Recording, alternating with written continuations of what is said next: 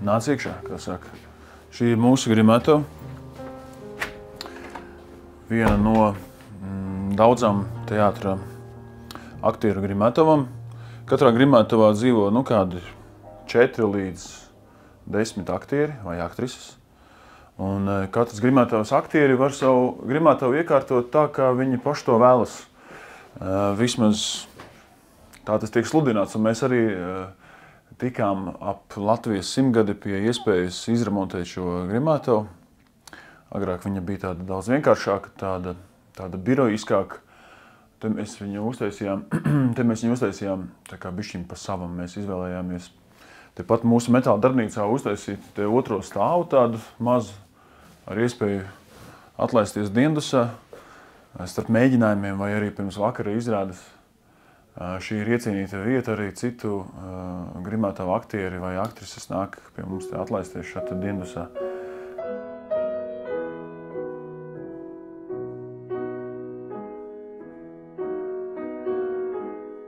Teātris ir spogulis.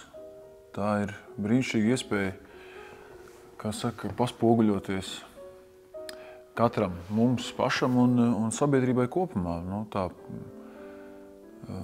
spoguļa efekts ir brīnišķīgs ar to, ka tu vari tā nokalibrēties, saprast, kur es atrodos, kas es esmu, kur es esmu, kas ar mani notiek un tā tālāk. Teātris, principā, manuprāt, visas cilvēces vēsturē, ja, un pilda šo sabiedrībai tik svarīgo funkciju. Teātris ir spogulis.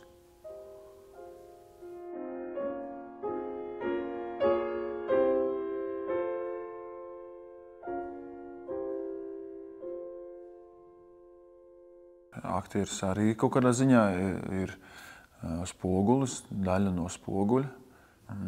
Aktieris ir, kā saka, šī spoguļa efekta izšķirošais faktors, jo viņš ir tas spoguļa darbinātājs, tas kairinātājs, tas kas iekustina visu šo mehānismu, uzurda šo augsni, lai skatītājs un arī aktieris pats, kā saka, tā bišķi, atsvaidzināt savu skatu un pavērot apkārt, kas te notiek.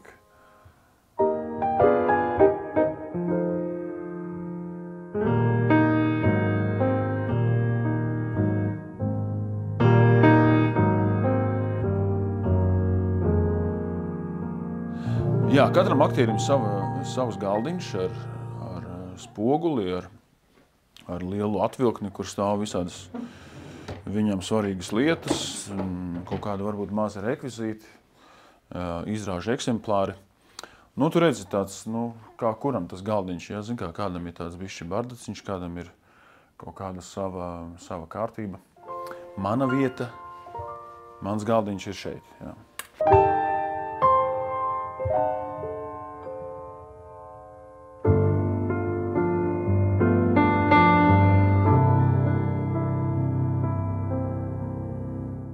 Noteikti ļoti foršs ir pirmais mēģinājums. Man ļoti patīk pats pirmais lūgas lasījums, satikšanās visiem, kad režisors izstāsta savu ieceri, savu ideju. Mēs izlasām materiālu, lielākoties tāds jau ir gatavs. Mēs apskatāmies jau dekorāciju un kostīmu skices. Jā, tas pirmais mēģinājums ir pat kaut kādā ziņā tāds svarīgs, svēts, kā saka, tur top tās pirmā nojausma par to, kas no izrādes varētu sanākt.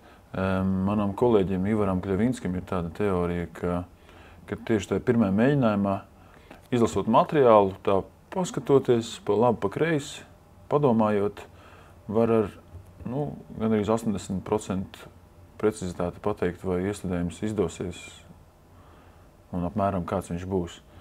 Un, es varētu viņam piekrist, jā. Man arī liekas, ka pirmajā mēģinājumā jau ļoti daudz ko var tā pēc lūgas izlasīšanas var jau nojaust apmēram, pēc kā tas varētu izskatīties. Rīgas torņi, Rīgas nāmi, Rīdzenes upītes atvara mutes, sabučo mani Rīgā. Es neesmu domājis par profesijas maiņu. Es šobrīd sanāk, ka es teātrī strādāju 10 gadus. Un pa šiem gadiem ir varbūt bijis viens tāds periods, kad nācās tā apdomāties tā. Ja tas bija saistīts ar Covid laiku, kad darbība teātrī apstājās un bija daudz brīva laika.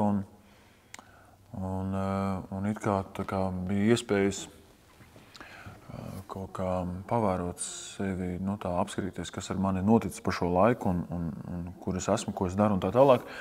Un es tajā laikā ļoti labi sapratu to, ka man ir ļoti paveicies pirmkārt ar to, ka man ir bijis darbs un mani, kā saka, teātris un vadība un kolēģi novērtē un man ir iespēja, kā saka, darboties, man tiek dotas lomas, ja, man uzticās. Un pat ja arī varbūt kaut kas neveiksmīgāks ir sanācis, tad tomēr, neskatoties uz to, man tāpat no jauna dod jaunas uzdevumus. Un man arī pašam ir prieks, kā saka, darboties un šķiet, ka reizēm kaut kas arī labi sanāk un es gūstu gandarījumu pats par savu darbu, gan arī es sajūtu skatītāju novērtējumu. Un tas ir forši. Tā kā man šobrīd nav pa šiem 10 gadiem vispār bijusi tāda sajūta, ka vajadzētu tā nopietni pārdomāt savas dzīves izvēli, savu profesijas izvēli. Galīgi ne, viss kārtībā.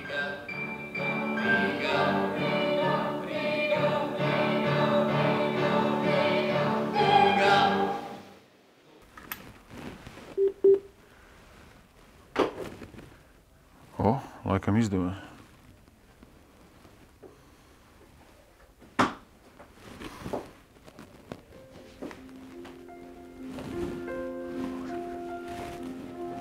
Vīnos es, kad rudens diena, tur aiz priedēm taisa Jā, redz, man ir ļoti paveicies ar to, ka man ir pietiekami liela pieredze jau paspējusi sakrāties arī ārpus teātra, darbojoties. Visbiežāk tie ir kādi muzikāli projekti, pateicoties, kā saka, manai muzikalitātei. Es biju ilgi prom, tu pat nemanīji to. Mani aicina piedalīties muzikālos projektos arī ārpus teātra. Dažādos koncertos, valsts svētkos. Un tas ir forši, tā ir lieliska pieredze, kas dod papildus arī, kā saka, tādus profesionālos muskuļus pēc tam darboties šeit teātrī. Un jāsaka, ka arī teātris ir priecīgs, ka teātra aktieri, kā saka, iziet no mājas un uzstājās arī kaut kur citur, ir redzami, atpazīstami. Tādā veidā arī, kā saka, reklamējot Nacionālo teātri un tad skatītājus un klausītājus aicinot uz izrādēm arī pie mums, mūsu teātrī. Tā kā, es ceru, ka vēl kāda skaisti forši projekti man tuvākajā laikā būs priekšā. Nāc slēpīs te pie mīļā lempjā krūtīm. Nemiņas. Es ļoti cerēju, tas bija izsapņots, pro vairogu pārliecot, tevi sargāšu. 1, 2, 3, 4, 1. Cieši vaļā. Ļoti labi. Cieši vaļā viss. Ok, Malič, bija viss pareizi. Tevi sargāšu. Bet ļoti labi, ļoti labi. Es rāmats visu, viņa visu. Bet iestājas pareizi. Es esmu atgriezies un nedošos vairs prom.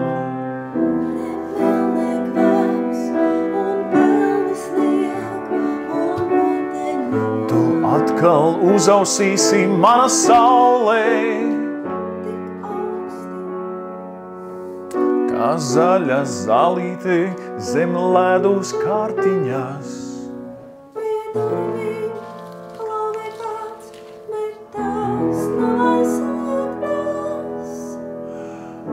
Tu smilšu torņa cietu mūros plauksti.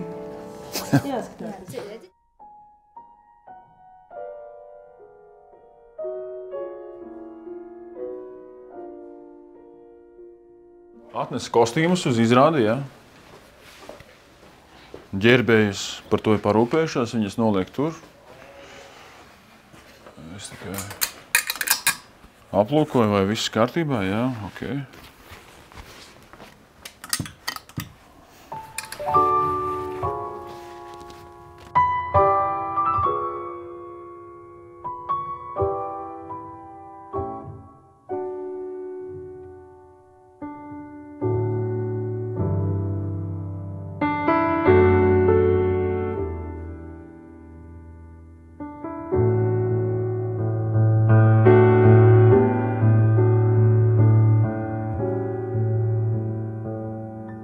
Nu, ko saka, pamēģināsim ielīst, paskatīties to, tās aizkulises tur no šņorbēniņiem.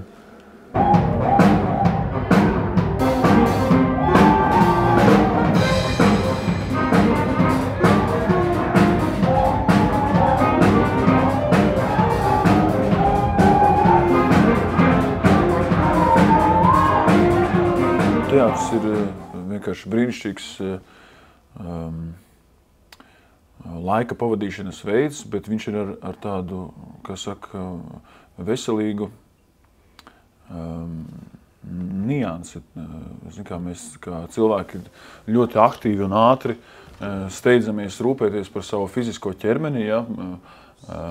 Paēst, ja, ērtas, komfortablas drēbes uzvilkt, foršā, siltā līgzdiņā iemitināties.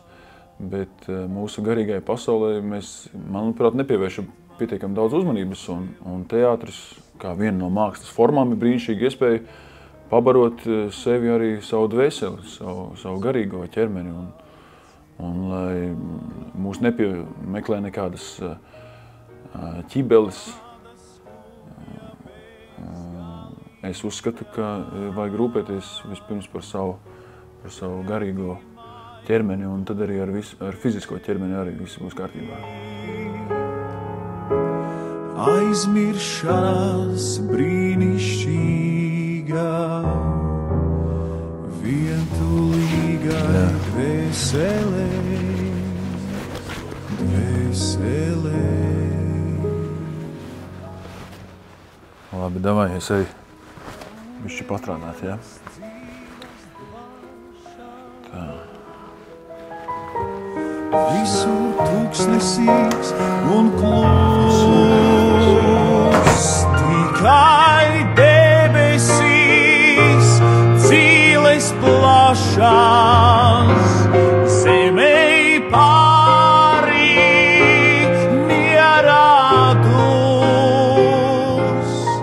bet man dvēseli tik silti.